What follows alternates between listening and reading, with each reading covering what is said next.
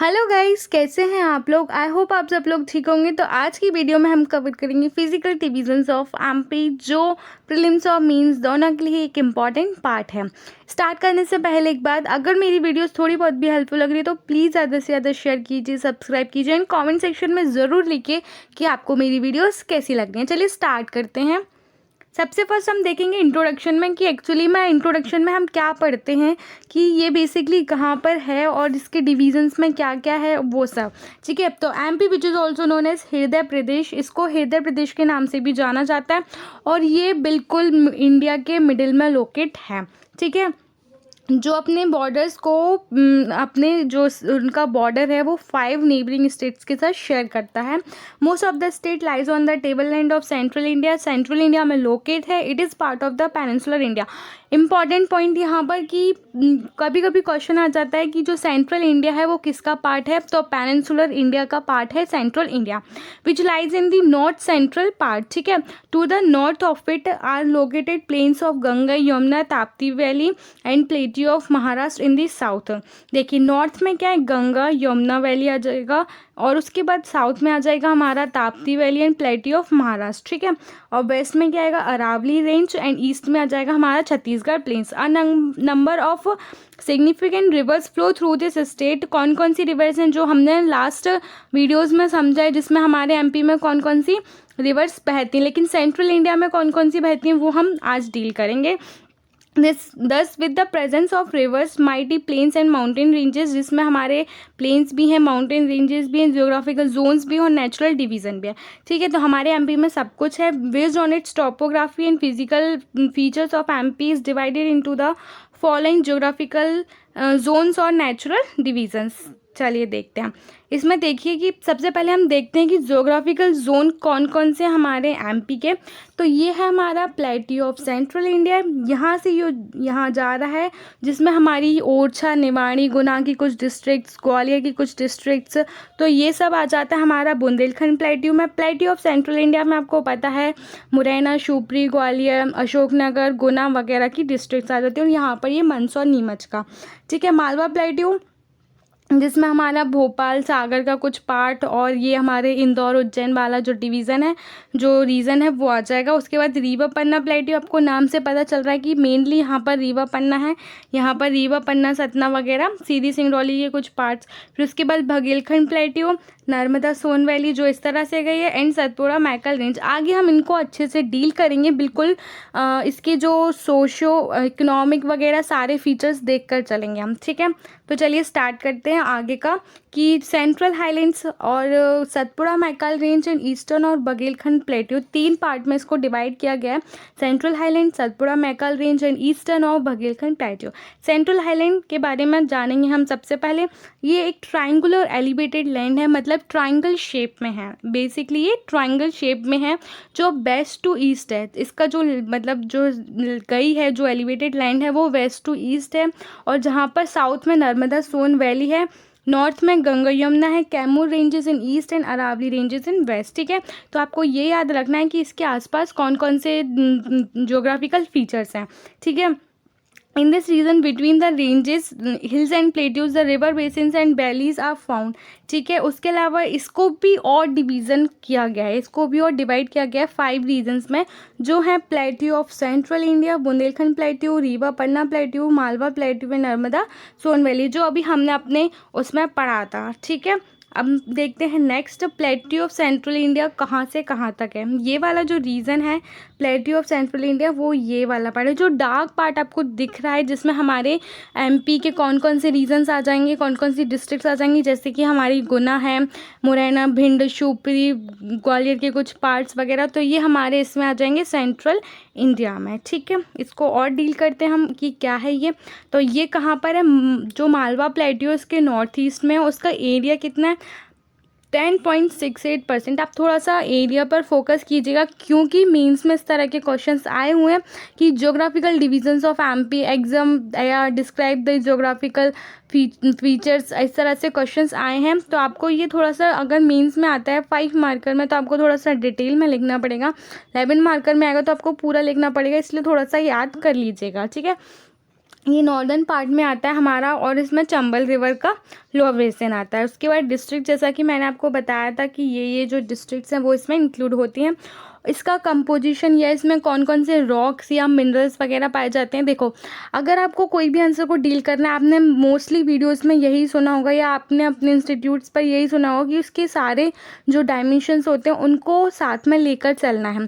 तो इसमें हम वही करेंगे कि इसका इकोनॉमिकल डायमेंशन क्या है, सोशल क्या है, और ज्योग्राफिकल क्या है, और उसके अलावा भी और जो भी डायमेंशंस हैं उन सबको कवर करके चलेंगे। तो हमारे आपको आंसर्स कर मतलब आंसर राइटिंग में भी काफ़ी हेल्प मिलेगी। ठीक है, तो इसका जो कंपोजिशन है वो विंध्यन रॉक ग्रुप्स है और with the Deccan trap in the south. ठीक है, Bundi and Karauli hills forms its western boundary. जो सेंट्रल इंडिया की वेस्टर्न बाउंड्री है यहाँ पर, वो हमारी ये आ जाएगी Bundi and Karauli hills.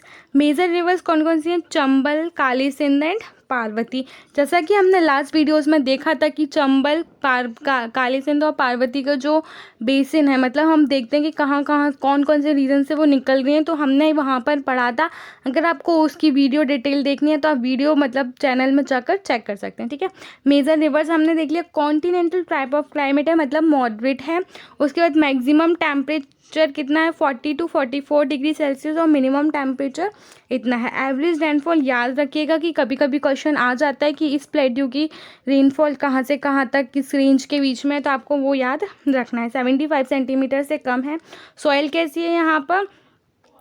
Alluvial soil है जो मस्टर्ड प्रोडक्शन के लिए फेमस है, जैसे wheat, barley and jowar are also grown here. ठीक है, फिर देखते हैं this zone is mainly famous for its small industries. Rapid development of industries can be seen in this plateau. Some of the major industries are Malanpur, Bhind, उसके बाद ग्वालियर, कैलारस, शिवपुरी, नीमच। अगर आपने थोड़ा बहुत भी सुना हो, नहीं भी तो हम आगे की वीडियोस में कवर करेंगे इसका इंडस्ट्रियल पार्ट पूरा, जिसमें हम इंडस्ट्रीज़ के बारे में देखेंगे। तो अभी आप सिर्फ 2-3 पॉइंट्स याद कर लीजिएगा कि कौन कौन सी। उसके बाद मेन टूरिस्ट स्पॉट्स भी आपको इजीली याद हो जाएंगे, जो है ग्वालियर एंड शिवपुरी, जो माधव नेशनल पार्क है शिवपुरी का। उसके अलावा wild life sanctuary of Morena, fort of Gwalior, समाधि ऑफ संख्या राज सिंधिया, और इसकी जो आर्ट एंड कल्चर वाला पार्ट है उसमें कैसे देखेंगे? ब्रिज भाषा in Bundelia, famous dialects of this region. ठीक है, अब नेक्स्ट देखते हैं हम बुंदेलखंड प्लेट्यू। बुंदेलखंड प्लेट्यू उसके जस्ट बगल से है, तो lies to the east of the central India plateau. ठीक है, अगर जैसे आपने एक कोई पार्ट को याद किया तो उससे आप थोड़े सा डिटेल में देखते चलेंगे कि ये ईस्ट में है, ये वेस्ट में है, इस तरह से। ठीक है, तो नॉर्थ ईस्ट में ये बाउंड है रीवा पन्ना प्लेट्यू से। कब एरिया कितना है? 7.7%। डिस्ट्रिक्ट्स कौन कौन सी हैं? Chhatarpur, Tikamgarh, Niwari, Datia, Shivpuri and some parts of Guna district. इसमें कंपोजिशन कैसा है? ग्रेनाइट रॉक्स हैं जो आर्कियन एज के हैं। ठीक है, उसके बाद सिद्ध भावा पीक हाईएस्ट पीक है इसकी।